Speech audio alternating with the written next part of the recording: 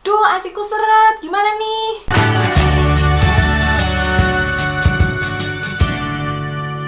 Halo, selamat datang di Kriwil Life. Ngobrolin kesehatan bareng aku, Bidan Kriwil. Nah, hari ini kita akan ngobrolin gimana sih caranya supaya pengeluaran ASI itu deras, produksinya banyak, dan ASINya kental. Ini pasti jadi impian banyak ibu yang saat ini sedang menyusui. Kalau kamu pengen tahu tipsnya, silahkan simak video berikut sampai habis. Nah, tips yang pertama adalah pastikan tubuh kita itu terhidrasi dengan baik. Kita tahu kan, ASI itu dia teksturnya gimana? Cair ya, seperti air. Jadi tentu saja ibu-ibu yang mempunyai masalah dalam hal cairan yang banyak. Kalau seandainya ketika kita menyusui, kita kekurangan cairan atau tubuh kita ini mengalami dehidrasi, maka produksi ASI pun bisa terganggu. Karena itu, walaupun ibu saat ini sedang menyusui, walaupun ada mitos yang bilang, ibu menyusui tidak boleh banyak minum air putih, nanti jadi pilek, gitu ya. Jangan percaya sama mitos itu, karena ibu menyusui itu harus minum banyak, minimal 2-3 liter air putih setiap harinya. Kalau misalnya ibu-ibu tidak bisa minum banyak dalam satu waktu, ibu bisa minum sedikit-sedikit ya. Misalnya ketika bangun pagi minum 1 gelas air minum, kemudian nanti sebelum makan atau sesudah makan minum lagi. Jadi bukan 1 liter diminum sekaligus, seperti itu. Kalau misalnya tubuh kita terhidrasi dengan baik, selain metabolisme kita akan bagus, tubuh akan jadi fit, karena tubuh kita ini sebagian besar terdiri dari air. Tentu saja nanti produksi ASI kita pun akan berkualitas dan juga banyak. Yang kedua adalah makan makanan yang bergizi. Kayaknya klise ya, hampir semua ibu menyusui, ibu nifas selalu disarankan untuk makan makanan yang bergizi. Masalahnya adalah di beberapa daerah di Indonesia, kadang-kadang ibu menyusui atau ibu nifas itu banyak banget pantangannya. Gak boleh makan ini, cuman boleh makan ini. Nah, kadang-kadang hal ini bisa berpengaruh terhadap produksi dan kualitas ASI. Jadi ibu menyusui itu membakar ekstra 500 kalori per hari untuk memproduksi ASI. Sehingga kalaupun kita mau diet untuk menurunkan berat badan setelah menyusui, jangan terlalu ekstrim. Selain itu, untuk meningkatkan kualitas ASI, perbanyaklah konsumsi protein. Nah, ini kadang-kadang di beberapa daerah di Indonesia, ibu menyusui itu nggak boleh makan yang amis-amis, telur, ikan. Padahal ini sebenarnya bagus banget untuk pemulihan nifas dan untuk meningkatkan produksi ASI. Protein itu bisa didapat dari tahu, tempe, kacang-kacangan, ikan, daging merah, ya, telur, seperti itu. Dan menurut American Academy of Pediatrics, ibu menyusui juga sebaiknya mengkonsumsi suplemen yang mengandung kalsium, asam folat, zat besi, dan vitamin D, sehingga nanti ASINya itu lebih berkualitas, seperti itu. Yang ketiga adalah sering menyusui. Nah, ibu-ibu tahu nggak sih kalau sebenarnya ASI itu diproduksi berdasarkan supply and demand. Semakin banyak permintaannya si bayi ini, maka tubuh pun akan menangkap sinyal itu dan meningkatkan produksi ASI. Dengan kata lain, semakin sering kita menyusui, maka produksi ASINya akan semakin banyak. Karena apa? Karena misalnya nih, hari ini tubuh kita memproduksi 1 liter ASI misalnya, tetapi bayinya nyusu terus ya, kita menyusui terus setiap 2-3 jam sekali, dan menyusuinya tuh sekitar 15 menitan gitu. Tubuh akan menangkap sinyal ini. Waduh, kita udah produksi 1 liter, kok ternyata bayinya menyusuinya jadi banyak ya. Berarti kita harus meningkatkan produksi ASI. Tetapi kebalikannya, kalau misalnya hari ini tubuh kita memproduksi 1 liter ASI, tetapi kitanya jarang menyusui, bayinya tidur, kita nggak bangunin gitu ya, akhirnya tubuh jadi menangkap itu sebagai ngapain produksi 1 liter ASI, soalnya ternyata yang dibutuhkan kurang dari itu. Ya udah, kita turunin lagi produksinya. Lama-lama ASINya akan makin berkurang, makin sedikit.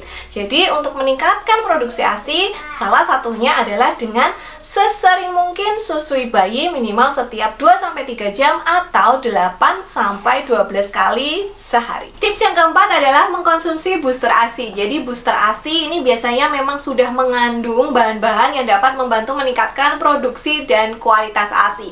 Karena seperti yang tadi sudah aku sebutkan di poin 2, ibu itu memang harus makan makanan yang bergizi dan bernutrisi supaya ASINya itu berkualitas. Tetapi kadang-kadang ketika kita makan atau kita masak sehari-hari, itu kadang-kadang nutrisinya tetap kurang. Mungkin saat kita malas masak, terus kita cuma jajan aja gitu, atau di hari yang ketika kita sangat sibuk sehingga kita mungkin makannya cuma sempet asal makan aja tanpa memperhatikan nutrisi. Salah satu booster ASI yang menurutku bagus banget untuk dikonsumsi ibu menyusui adalah Mam Uung. Mam Uung ini adalah salah satu booster ASI yang terlaris di Shopee dengan ribuan testimoni yang bagus-bagus di Instagram Story yang bisa ibu-ibu cek ya nanti habis nonton video ini. Dan Mam Uung ini sudah BPOM, halal, dan sudah bersertifikasi natural product. Mam Uung ini sekarang ada formula barunya, yaitu mengandung ekstra daun katuk 100 mg. Jadi kandungannya sekarang makin lengkap. Ada ekstra daun kelor 200 mg, ekstra ikan gabus 200 mg, dan ekstra daun katuk 100 mg di setiap kapsulnya. Karena ada kandungan protein yang cukup tinggi, maka Mam Uung ini bisa membantu pemulihan luka, baik itu pasca melahirkan normal, robekan perineum, atau juga pasca melahirkan SC. Jadi kalau tadi aku sebutkan protein adalah salah satu nutrisi yang sangat penting untuk meningkatkan kualitas ASI, proteinnya sudah ada di dalam kapsul Mam Uung. Jadi Mam Uung ini memang bisa membantu meningkatkan produksi dan kualitas ASI. Banyak banget yang bilang kalau habis minum Mam Uung ini ASINya jadi lebih kental. Mungkin ada ibu-ibu yang nonton video ini dan juga sudah pernah mengkonsumsi Mam Uung. Bisa tinggalkan testimoninya di kolom komentar ya. Mam Uung itu hadir dalam kemasan botolan seperti ini. Di dalamnya isinya ada 60 kapsul dan ini praktis banget, mudah dibawa kemana-mana, tidak repot, bisa tinggal diminum aja dan cukup mengkonsumsi sebanyak 2 kali 2 kapsul setiap harinya. Kan ASI booster Mam Uung ini juga bisa menjadi campuran MPASI loh ibu-ibu. Cukup tambahkan setengah kapsul setiap hari untuk MPASI yang lebih berkualitas. Mam Uung sendiri mendukung sekali pejuang ASI untuk memberikan ASI sampai 2 tahun. Kalau nggak percaya silahkan ibu-ibu cek di Instagram officialnya Mam Uung. Di sana itu banyak banget edukasi dan tips seputar menyusui yang sangat bermanfaat. Bahkan aku saranin mulai ibu-ibu pantengin sejak sekarang, meskipun sekarang mungkin ibu-ibu nonton video ini dalam kondisi hamil. Karena soal ASI ini tidak bisa dipelajari semalam jadi gitu ya, wayangan jederan sekarang belajar besok langsung bisa. Tetapi memang harus dipelajari terus-menerus sehingga nanti kita bisa hafal dan kita bisa lebih memahami. Selain itu, buat ibu-ibu yang masih ragu-ragu, ada masalah menyusui, merasa kurang mengerti soal menyusui, tidak usah khawatir. Karena Mam Uung ini juga ada konsultasi gratisnya selama 24 jam. Tuh ada hotline-nya. Ibu-ibu bisa berkonsultasi dengan konselor menyusui yang tentunya sudah kompeten dan juga sudah membantu puluhan ribu ibu-ibu yang mempunyai masalah dalam hal menyusui. Jadi tunggu apa lagi ibu-ibu, segera meluncur ke Instagram official account-nya Mam Uung, kepoin Mam Uungnya, dan kalau mau beli Mam Uung bisa di official store-nya, nanti aku kasih linknya di deskripsi box ya. Mam Uung, ASI berkualitas, bekal anak cerdas.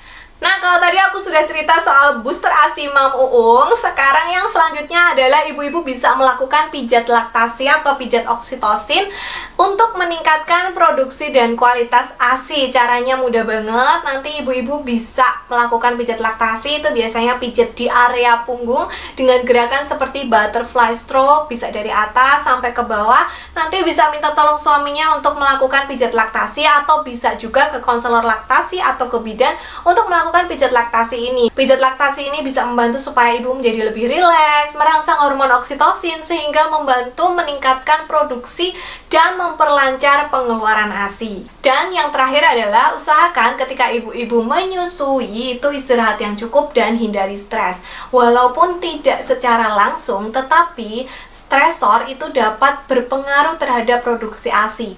Karena ketika kita stres, hormon oksitosin di dalam tubuh kita ini akan berkurang. Padahal hormon ini sangat penting untuk meningkatkan produksi dan pengeluaran ASI. Sehingga kadang-kadang ketika ibu stres, ASINya jadi seret. Karena ASINya seret, ibunya makin stres, ASINya makin seret lagi. Jadi itu kayak lingkaran setan. Kemudian ketika kita kurang istirahat, maka tubuh ini akan menyalakan mode perhatian gitu ya. Jadi alih-alih energinya habis untuk produksi ASI, energinya akan dialihkan untuk mempertahankan supaya tubuh kita ini nggak tumbang karena tubuh kita ini kurang istirahat gitu. Jadi pastikan, walaupun mungkin anaknya kalau malam rewel ya, sering bangun gitu, tapi pastikan ketika ibu menyusui itu istirahatnya yang cukup dan hindari stres. Sekian dulu video kali ini, semoga cukup bermanfaat, semoga ASINya bisa segera lancar, semakin banyak produksinya, dan semakin kental. Semoga sehat selalu. Terima kasih sudah menonton, sampai jumpa.